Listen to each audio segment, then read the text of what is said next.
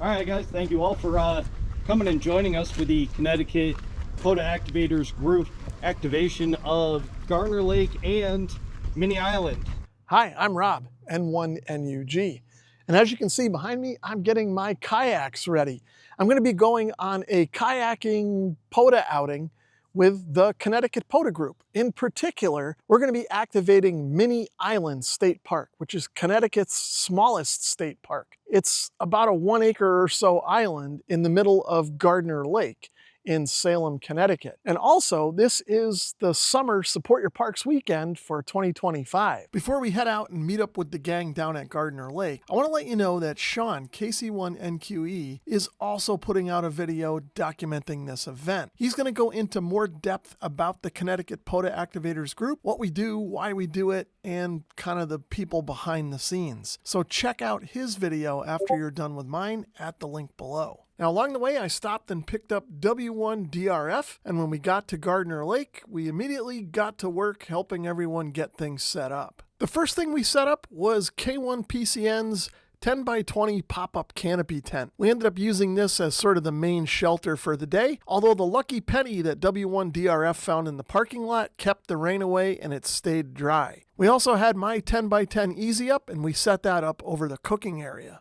After we had the two canopy tents set up and in position, Doug, WA1SFH, who's our ARRL section manager for Connecticut, set up his pop-up tent and then set up a nice full working station inside, connected up to NU1U's portable military mast. What does that thing weigh, by the way? 110 pounds. Oh my goodness.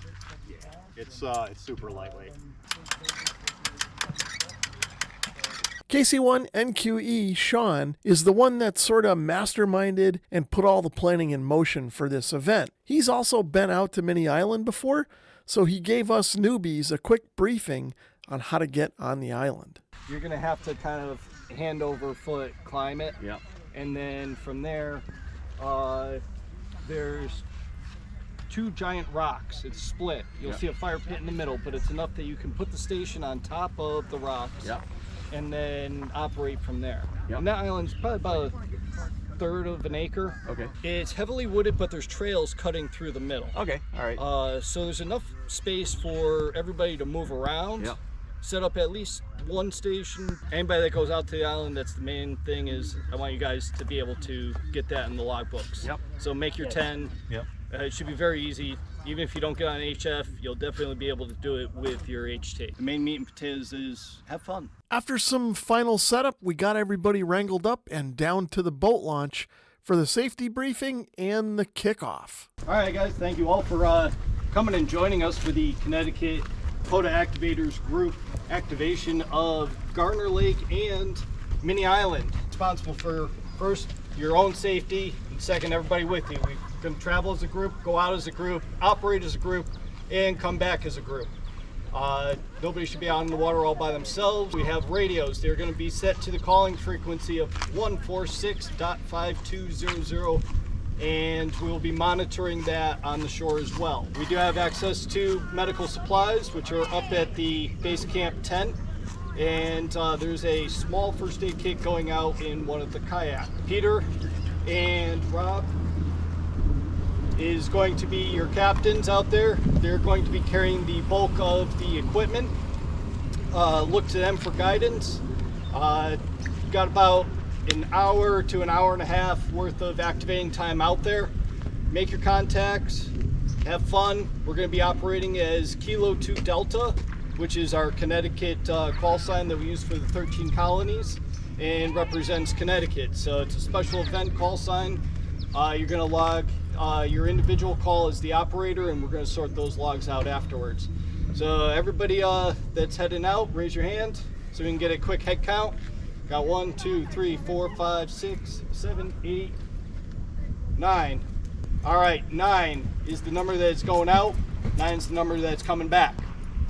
So with that, anybody have questions, comments, anything else to add, any announcements? Jim Maluski, First Selectman, Town of Salem. I want to thank you all. I appreciate your safety briefing. 9 are going out. We want to get 9 back. We want this to be a safe day. We thank you for your service, not only to the state of Connecticut, but to the country. what you do, and what your group does is very, very important. We have redundancies in our emergency management and emergency services, and you're a key component to keeping our state and our country safe. So I want to thank you for that. Thank you. Thank you. All right, thanks. Okay, one thing, Sean, I think we've got more people that want to go out than boats, so we're going to have to plan 2 waves. So we got to figure out who's going to go on the first wave and who's going to go on the second wave. Everybody stand in front of the boat that you're going to be in. Anybody that is planning to go out that's not in front of a boat.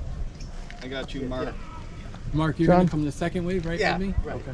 All I'm right. gonna operate first from here, then pack everything up. Sounds good. We'll do that. And you're going to be second wave? I guess so. Okay. Once the safety briefing was over, we launched our kayaks into Gardner Lake. Now, W1IP and KC1PCN headed out first and were making their way toward the island. I hung back and waited for the rest of the group to hit the water and then paddled out as the caboose, so to speak. At this time of the morning, the lake was nice and calm. No breeze had picked up yet, and none of the speedboats or jet skis were on the water. So we had a nice, smooth, uneventful paddle, a third of a mile out to Minnie Island. We made it out to the left or sort of north side of Minnie Island, just like Sean had instructed us to earlier in the day. We found the 2 boulders at the landing spot and the trail that went up the hill to sort of the top of the island. Now, I parked my kayak on some stones and kind of got it up out of the water as best I could, but I also had some rope with me and tied it off to one of the tree limbs that was overhanging the water. And that was probably a good idea because right about the time we landed at the island is when the speedboats hit the lake and the waves started to come. And had I not tied my kayak up, I think it might have floated away. There's a little path right there. Yeah, I think that's where we got to go up. All right.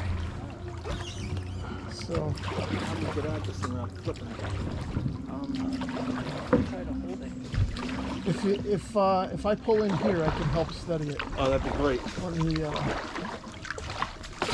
get out of mine first. Yeah, why don't you do that? We made it up to Minnie Island here. Let's see what it looks like over here. This looks nice. I'm not sure if it showed well in the camera, but the trail up to the top of the island, so to speak, was pretty steep.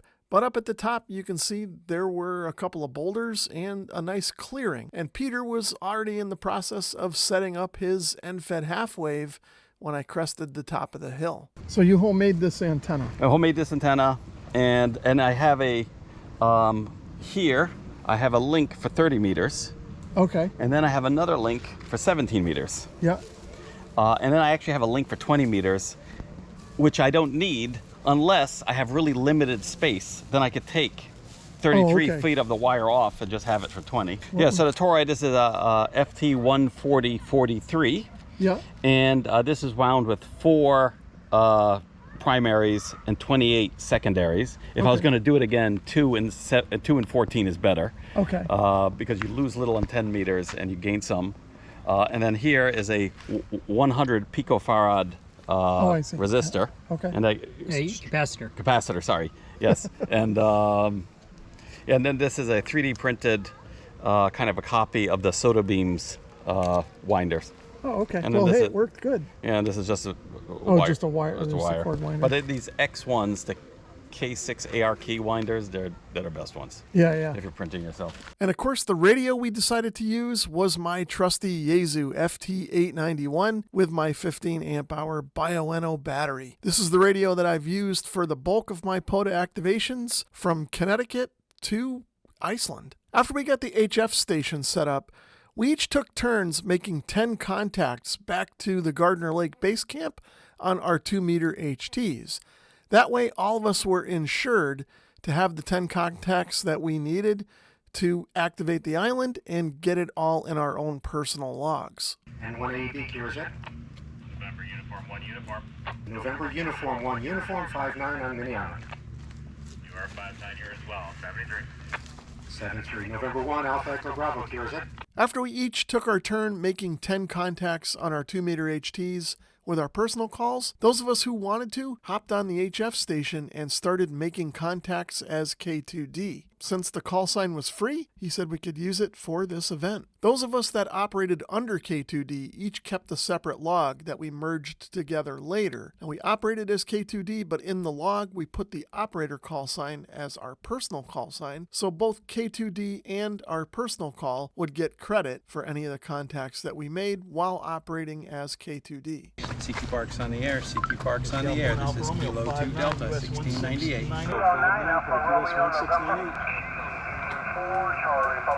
Parks on the air, CQ Parks on the air. This is Kilo 2 Delta, QRZ. Whiskey 5, Delta Sahara Lima. CQ Pota, this is Kilo 2 Delta, calling CQ Pota from US 1698 in Connecticut. Kilo 2 Delta, WA1SF8. K1RIK mobile. Delta 8, Mike India Victor, postmark. Kilo 9er Oscar Lima. Second call is Whiskey Charlie 9er Alpha Romeo. CQ Pota, this is Kilo 2 Delta from 1698 CQ Pota. Kilo 9 Delta, Echo Golf Park to Park. Kilo 9, Quebec Lima Papa. So I'll show you around the island while I've got some time. So this behind me is the path up from where we landed the kayaks. You probably can't tell in the camera, but it is a bit steep. Now if I spin around, you can see behind me there's two boulders up here at kind of the top of the island and sort of a clearing or an opening. We opted to set the radio up on the boulder. It was just kind of the easiest thing to do. So everybody's been operating the HF from there, and then we've been operating our 2-meter HTs, just kind of, walking around. We've just got an end-fed half wave in the trees here, and it's not up very high, just maybe 4 or 5 feet strung along in the trees as best as we can get it, but that seems to be all we need. We're making plenty of contacts. Then I've walked over here to the far end of the island. You can't see it through the trees, but Gardner Lake State Park and the kind of the main beach where everyone else is set up is just over there, about a third of a mile or so. So you did your first POTA activation. What'd you think of it? Oh, it was a lot of fun. It's just like contesting where you're trying to get a frequency, and then you're actually fighting a little bit more than a normal contester would, because you're just operating out here with whatever equipment you can carry out in the field. Especially to an island like this, you just got your rig and a basic antenna, and you're just trying to get people into the logbook best you can. And so it's definitely a lot of fun, and definitely a good exercise, especially coming up the hill this way. More of a workout than I was thinking, but and that's, I think, adds to the fun of it. You do some exercise, you go out somewhere nice, pitch your antenna, make some cues, get people really happy and excited that they get new park into their log, and then you go QSY and pack up and take off like you were never here. Speaking of taking off, we did just that and made our way back to Gardner Lake State Park to wrap up the event for the day. If you want to see more detail about this event, Sean, KC1NQE, has also created a video that goes into a little bit more depth. So if you want to check that out, there'll be a link in the video description. I'll also leave a link down there for the Connecticut Pota Activators group if you want to learn more about us and kind of what we do and when we do it. I hope you enjoyed the video. 7-3, and thanks for watching.